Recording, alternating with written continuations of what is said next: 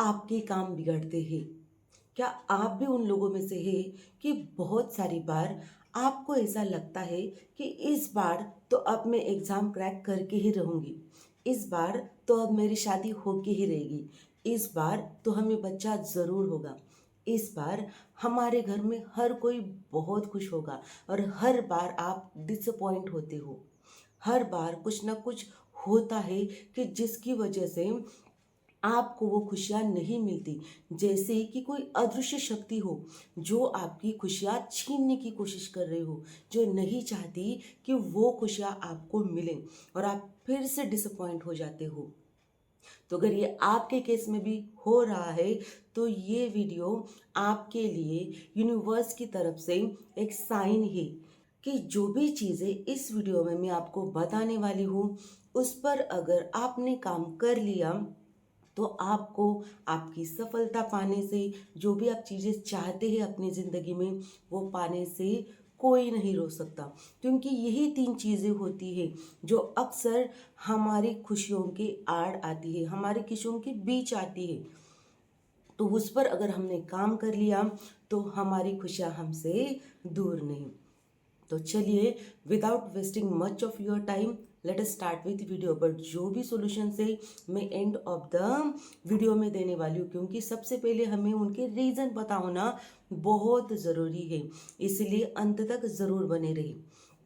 तो अगर सबसे पहले किसी चीज़ पर आपको काम करना है तो वो है आपके कर्म।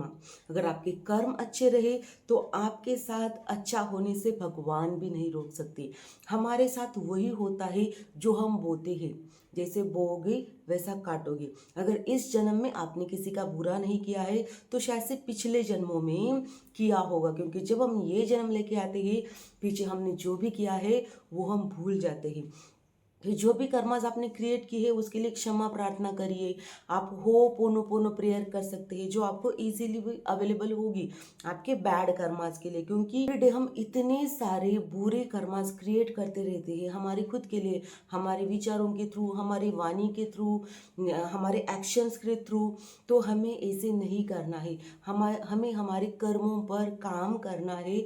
सारे जो कर्म है वो बहुत ही ज़्यादा कॉन्शियसली करने हैं, क्योंकि वो लौट कर एक न एक दिन आपके पास आने ही वाले हैं। तो वो आपको करना है। जो भी कर्म आपने बुरे किए हैं वो तो आप कुछ कर नहीं सकते, लेकिन हाँ उसे आप जला सकते हो। तो उसके लिए हो पुनः पुनः प्रेयर है, वो आप ऑनलाइन वो अवेलेबल मीन्स यूट्यूब पर वो अवेलेबल होगी। आप कौन सी भी एक बैड कर्मास की हो पुनः पुनः प्रेयर लेके जो भी गाइडेड मेडिटेशन है उसकी हेल्प से आपके कर्मास को क्लियर कर सकते हैं। अब जो दूसरी चीज़ है वो है कि हमारे सबकी कुछ कंडीशनिंग होती है और जनरेशन टू जनरेशन कुछ हम ऐसे बिलीफ सिस्टम, बिलीफ जो हमारे होते हैं वो लेके चलते हैं। जब तक हम वो बिलीफ सिस्टम ब्रेक नहीं करते, वो निगेटिव पैटर्न ब्रेक नहीं करते, तब तक हमें आगे की जो चीज़ें हैं वो मिलती नहीं, हमारी सक्सेस ब्लॉक हो जाती है। इसलिए वो निगेटिव पैटर्न को ब्रेक करके जो लेसन भगवान हमें लर्न करवाना चाहते हैं वो हमें लर्न करना होता है, और तब जाके आपको सक्सेस मिलती है। अब आपको खुद को देखना है कि खुद के क्या ऐसे पैटर्न है, कौन सी ऐसी सिचुएशन है कि जिसके लूप में आप बार बार बार बार फंस रहे हो, उसको आपको चेंज करने की ज़रूरत है। और क्या लेसन भगवान आपको लर्न करवाना चाहते हैं वो लर्न करने की आपको ज़रूरत है। अब जो थर्ड और वेरी वेरी इंपॉर्टेंट पॉइंट है कि जो हम सबके केसेस में होता है वो होता है पितृदोष, जिसकी वजह से मैंने ये वीडियो बनाया है कि जो समझना बहुत बहुत ज़रूरी है। घर में अगर किसी की शादी नहीं हो रही, किसी का बच्चा नहीं हो रहा, बार बार आपको बिजनेस में भी कुछ ना कुछ दिक्कतें आ रही है, आप ब्राह्मण के पास जाओगे तो वो आपको सबसे पहले पितृदोष करवाने के लिए, उनकी शांति करवाने के लिए बोलता ही बोलता है। तो अब सबसे पहले ये समझ लेते हैं कि कैसे होता है पितृदोष। बहुत सारी बार लोगों को पता ही नहीं होता कि हमने ऐसा क्या बिगाड़ा है हमारे पितरों का कि जो वो हमें इतना तंग करते रहते हैं। तो यही हम आज समझने की कोशिश करेंगे। देखिए, हमारे अंदर डीएनए होता है ना, सबके अंदर एक स्पाइरल की तरह। उस डीएनए में हम अपने पीढ़ी दर पीढ़ी के जो भी दुख दर्द तकलीफें होती है वो कैरी ऑन करते हैं, चाहे वो कर्ज भी हो ना। फॉर एग्जाम्पल अगर मेरे थर्ड फोर्थ जनरेशन में किसी को कोई कर्ज मिला था, कि तुम्हारे साथ ऐसा होगा, तो वो कर्ज हम कैरी फॉरवर्ड करते वो मुझ तक आएगा। अगर मैंने उसे हील किया तो जो पीछे वाली जनरेशन थी वो भी हील हो जाएगी, और ये जो कर्ज था जो मैंने हील किया उसकी वजह से जो आगे जनरेशन जो आएंगी उसको भी उस कर्ज का सामना नहीं करना पड़ेगा, यानी श्राप जो हमें मिलते हैं। तो ऐसे होता है, बहुत सारे ट्रॉमास होते हैं, दुख तकलीफें, उनकी अनकही बातें वो अपने डीएनए में कैरी करते रहते हैं, और उनके थ्रू वो हम तक आती है, जो हमें हील करने की ज़रूरत होती है। और वो ऐसे बाधाएं क्यों डालते हैं? अब देखिए, हमारे पास शरीर है, हम एक दूसरे के साथ कम्युनिकेट कर सकते हैं, है ना, लेकिन जो आत्माएं गुजर गई उनके पास शरीर नहीं है, उनके पास एक ही जरिया है हमारे साथ बात करने का, और वो ये है कि हमारे काम में बाधाएं डालना। मीन्स उन वो कुछ बैड इंटेंशन होता है ऐसा नहीं, क्योंकि हम उनको वैसे भी सुनते नहीं। वो अगर हमारे पास हमारे साथ भी बैठे हैं तो हम उन्हें देख नहीं पाते, और उनकी आत्माएं बस शांति के लिए तड़पती रहती है। अब ये क्यों होता है? अब देखिए, हम सबके बहुत सारे डिजायर्स होते हैं, और हमें ये भी पता नहीं कि कब हमारा लास्ट मोमेंट आता है।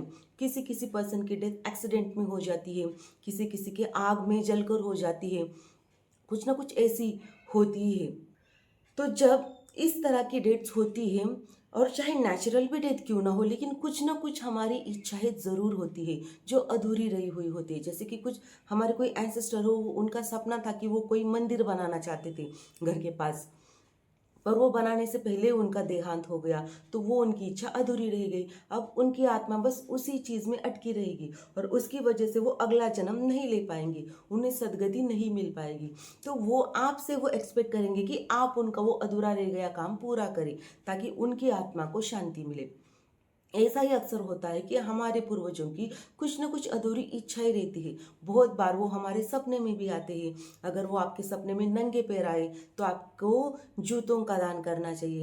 अगर उनके बदन पे कपड़े नहीं है तो आपको वस्त्र दान करना चाहिए। अगर वो खाने की कुछ कोई चीज़ मांग रहे हैं तो किसी के थ्रू आपको वो खिलानी चाहिए, ताकि उसकी वजह से उनकी आत्मा को शांति मिल सके, उन्हें सद्गति मिल सके, नया जन्म मिल सके। क्योंकि जब तक उनकी इच्छा अधूरी रहेगी वो भटकते रहेंगे, उन्हें ना तो मुक्ति मिलेगी ना ही वो अगला जन्म ले पाएंगे। और इसीलिए वो हमारे कामों में बाधा डालते हैं। जब वो हमारे कामों में बाधा डालते हैं तो हम उनके लिए अन्नदान करते हैं, पितृदान मीन्स जो भी शांतियाँ करने के लिए बोली जाती है वो करते हैं। फिर उनकी आत्मा को शांति मिलती है, या तो उनका रीबर्थ हो जाता है, और या फिर जो भी वो चाहते हैं वो होता है। बहुत सारे घरों में तो हमारे एंसेस्टर की खिल्लियाँ उड़ाई जाती है, उनका मजाक बनाया जाता है। आपके एंसेस्टर चाहे जैसे भी हो, आपके दादा दादी, आपके नाना नानी, अब वो भगवान के स्वरूप होते हैं। जब वो एक्सपायर होते हैं तो वो भगवान के स्वरूप हमारे लिए होते हैं। तो हमें उनकी डिसरिस्पेक्ट कभी भी नहीं करनी चाहिए। जिन घरों में उनका मजाक बनाया जाता है उन घरों में पितृदोष लगता है। तो उन्हें आपको एक सिंपल चीज़ आप कर सकते हो कि हर दिन आप साउथ डायरेक्शन में, साउथ डायरेक्शन उनकी डायरेक्शन मानी जाती है, कि साउथ डायरेक्शन में फेस करके आपको उनको नमन करना है, हाथ जोड़ के उनसे माफ़ी मांगनी है। तो इससे भी आपके पितृ आप पर हमेशा खुश रहते हैं, और उनकी कृपा आप पर सदैव बनाई रहती है।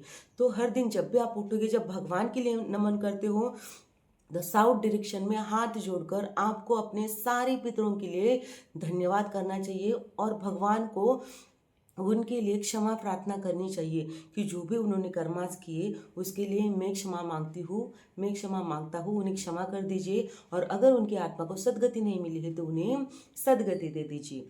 इससे भी आपको बहुत फर्क मिलेगा। दूसरी चीज़, आपने ये भी सुना होगा कि जो गौ माता होती है उनको भी हमने अगर रोटी खिलाई तो उससे भी हमारे पितरों को सदगति मिलती है। कुत्ते को रोटी खिलाना, उसके बाद कौवे जो होते हैं, कौवे भी हमारे पितरों के रूप में ही माने जाते हैं। तो हर दिन आप कुत्ते को रोटी, गौ माता को रोटी, जो कौवे होते हैं कौवों के लिए भी आप पानी रख सकते हो, उनको भी खाने के लिए वहाँ पे रोटी छोटी सी रख सकते हो, हमारे पितरों को स्मरण करके। जो भी ये सारी चीज़ें हम करते हैं ये किसी किसी को फनी लगता है, लेकिन उन चीज़ों की वजह से हमारे पूर्वजों को ऊर्जा मिलती है। तो इसीलिए आप कौवे को भी रोटी खिला सकते हो, या आप डेली बेसिस पे कर सकते हो। अगर ये आपने डेली बेसिस पे किया ना, एटलीस्ट 21 डेज आप करके देखिए, हर दिन उठने के बाद अपने पितरों को नमन करना, गाय को, कौवे को, कुत्ते को रोटी खिलाना, और उसके बाद हमेशा अपने पूर्वजों के लिए ग्रेटिट्यूड अपने मन में रखना। अमावस के दिन पर आप उनके लिए साउथ डायरेक्शन में दिया, पूरे दिन के लिए आप उसे एनलाइटन करके रख सकते हो, या फिर शाम के टाइम पे उनके नाम से दिया साउथ डायरेक्शन में जलाना, उनको नमन करना। इससे भी आपको फायदा मिलेगा। अमावस के दिन आप उनके लिए एंसेस्ट्रल हीलिंग कर सकते हो। वो एंसेस्ट्रल हीलिंग कैसे करनी, यानी उनकी हीलिंग करनी होती है आपको, तो कैसे करनी है, यूट्यूब पे बहुत सारे गाइडेड मेडिटेशन ऑलरेडी अवेलेबल है। और अगर आप चाहते हैं कि मैं आपके लिए वो गाइडेड मेडिटेशन बनाऊं, तो उसके लिए भी आप कमेंट कर सकते हैं। मैं आपके लिए गाइडेड मेडिटेशन भी लेके आऊँगी कि कैसे हर अमावस पे आप अपने पितरों को हील कर सकते हो। अमावस पर आप उनके लिए अन्नदान कर सकते हो, वस्त्र दान कर सकते हो। तो ये छोटी छोटी चीज़ें होती है, अगर ये भी आपने कर ली ना अपने पितरों के लिए, तो आप देखोगे कि आपकी ज़िंदगी में बहुत सारे बदलाव हो रहे हैं। क्योंकि ये मैंने खुद किया है। जब 15 डेज का पितृपक्ष आता है, तो आपको उस टाइम पे अपने पितरों की बहुत सारी सेवा करनी चाहिए। मैंने खुद 15 डेज उनके लिए एंसेस्ट्रल हीलिंग करी। जो दीपक मैंने बोला आपको, वो खुद मैं चलाती थी। बहुत सारी चीज़ें मैंने उनके लिए की, और सच में उस टाइम पे मेरे इतने सारे काम जो अटके हुए थे, एक के बाद एक एक एक सारे के सारे होते चले गए। एक्चुअली पितृपक्ष एक बहुत ही अच्छा टाइम होता है। उस टाइम पे हमारे पितरों की और हमारे बीच की जो दूरी होती है वो बहुत कम होती है। बहुत सारे बार उस टाइम पे वो आपके सपने में भी आते हैं, और हमें क्या लगता है कि ये बस एक कोइंसिडेंस है, क्योंकि हम उनके बारे में सोच रहे हैं इसलिए वो सपने में आए। तो आपको ऐसे गलती से भी ऐसे नहीं सोचना है। उस टाइम पे जब वो आपके सपने में आते हैं, वो कुछ भी बोलते हैं करने के लिए, तो आपको वो ज़रूर करना चाहिए, क्योंकि वो उनकी इच्छा होती है। अगर आप वो करते हो तो वो आपको खुश होकर ढेर सारा आशीर्वाद देते हैं, और आपकी ज़िंदगी खुशहाल होती है। तो ये सारी चीज़ें आपकी होती है एंसेस्टर पितृ दोष की वजह से, जिसे हम समझ नहीं पाते। तो इसे ज़रूर करिए, और करने के बाद कमेंट में आके मुझे ज़रूर बताइए कि कैसी आपकी अटकी हुई चीज़ें पूरी हो रही है। उसके लिए कोई बड़ी बड़ी पूजाएं ब्राह्मण के पास जाके करने की भी ज़रूरत नहीं। आपके खुद के पास भी वो पावर है कि आप कुछ भी कर सकते हो। आप खुद को, आप दूसरों को भी हील कर सकते हो। उसके लिए कहीं और जाने की ज़रूरत नहीं। तो आप खुद करिए और देखिए कैसे मिरेकल्स होते हैं। तो अगर आपके आसपास भी कोई ऐसे लोग हैं जो इन परिस्थितियों से जूझ रहे हैं, क्योंकि मैंने अक्सर ये चीज़ें देखी है मेरे आसपास, और उस टाइम पे मुझे पता नहीं था कि ये चीज़ें करनी होती है, ऐसे होता है। बहुत सारे लोगों को तो इन चीज़ों के बारे में पता ही नहीं है कि पितृ हमारी ज़िंदगी में इतने इम्पोर्टेंट होते हैं, और उन्हें इतनी रिस्पेक्ट देनी चाहिए, उनकी सेवा करनी चाहिए। बहुत सारे घरों में तो पितृ जब होते हैं तो उनको खाना भी नहीं खिलाया जाता, बस घर का बड़ा बेटा करता है, तो बाकी के लोग कुछ करते भी नहीं। तो हमें ऐसे नहीं करना होता है। वो हमारे भी कुछ होते हैं, चाहे बड़ा बेटा हो चाहे छोटा बेटा हो, सबको पितरों को खाना खिलाना चाहिए, उनके लिए अन्नदान करना चाहिए, वस्त्र दान करना ही चाहिए, ताकि आप अपनी ज़िंदगी में कभी दिक्कतों का सामना ना कर सकें। तो अगर वीडियो अच्छी लगी हो तो इसे औरों के साथ ज़रूर शेयर करें। आपके कैसे एक्सपीरियंस है डेली बेसिस पे, जब आप ये करोगे कैसे आपको एक्सपीरियंस आते हैं, वो आप कमेंट में भी आके ज़रूर बता सकते हैं, ताकि और लोगों को भी इसकी हेल्प हो। तो आज के लिए बस इतना ही। मिलती हूँ आपसे अगले वीडियो में, तब तक के लिए धन्यवाद।